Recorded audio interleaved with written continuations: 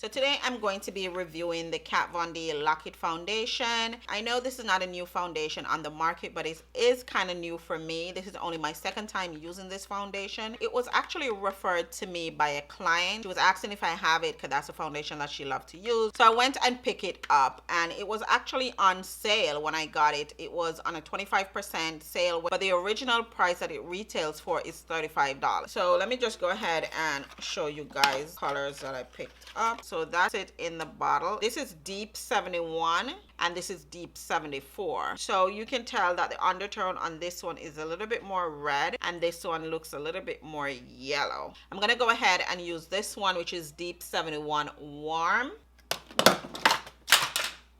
So I'm actually glad that this is not the glass, because it would have just shattered just now when it fell. So it is plastic, and you get this little cap that you just pull off like that, and then you can just put it back into place. It keeps it pretty secure. Don't have to worry about it spilling or anything, and it is a pump, so that's always good.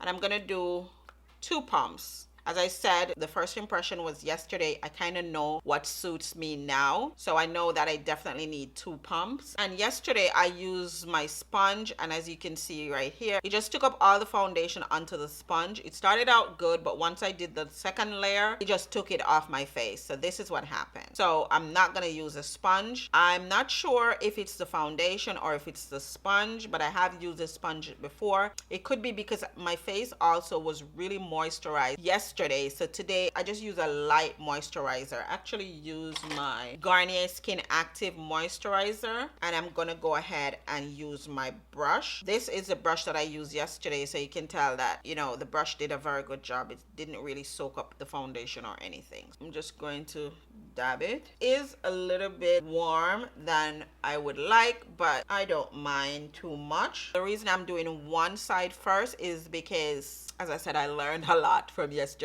This foundation dries really fast, so, and as you guys can tell, this is really full coverage. It's a little bit lighter than I would want. I like my foundation to be a little bit darker. My forehead is pretty much dry already, so it's really a matte foundation. So the foundation is definitely a tad bit lighter, than I would like, than my complexion. But let me know what you guys think. Maybe after I put on contour and stuff, I can, you know, tone it down a little bit.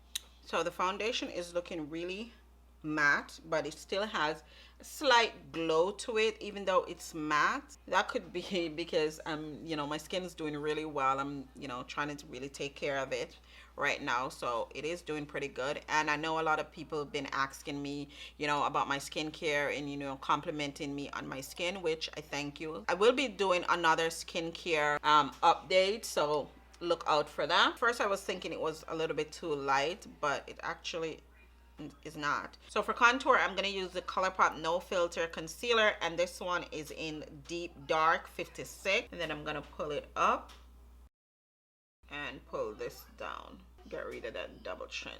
And then for my highlight, I'm also going to use another ColourPop No Filter Concealer, and this one is in, what is this, Medium Dark 32.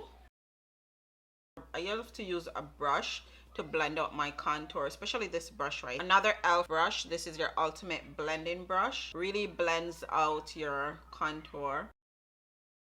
You guys can see how smoothly it blends on the top of the foundation. Like, this is sitting really pretty. And the ColourPop No Filter foundation is also really matte, so I think it's working really nicely with the foundation. I'm going to use a sponge to blend out the concealer under the eye. I did go ahead and spray it with a little bit of Fix Plus.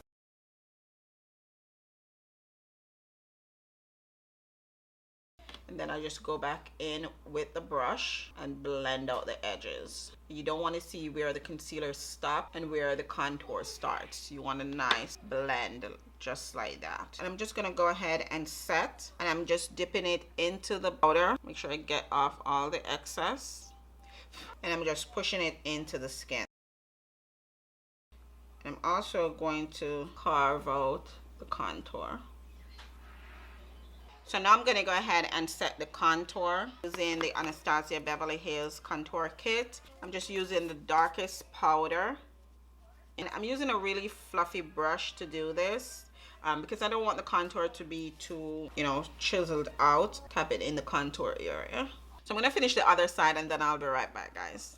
Try to do a little bit of something different with my hair, but I don't know, doing its own little thing. I want this to be like this, but yeah, I think I just might pin it. Yeah, there we go. So this is a finished look, guys. The foundation really like did its thing. Worth every penny, I must say. This is so beautiful, so flawless. Everything just blended together so effortlessly. Looks like I have a filter on, but I don't. Just a bit, I don't even know how to do that. Guys, if you haven't tried this foundation, definitely recommend it. It's beautiful. I know some people have trouble saying it gets too cakey from the reviews that I read, and some people love it, some people don't. It's kind of mixed review, but for me, I'm in the group that loves this foundation. I'm wearing ColourPop Sangia liquid lipstick and MAC Ruby Roo lipstick. Let me know what you guys think about the foundation. If you've tried it before, I'd really love it if you join the family by clicking the red subscribe button right below this video. And while you're there, don't forget to turn on that little bell. That's just gonna make sure that as soon as I do a video, you're the first to know.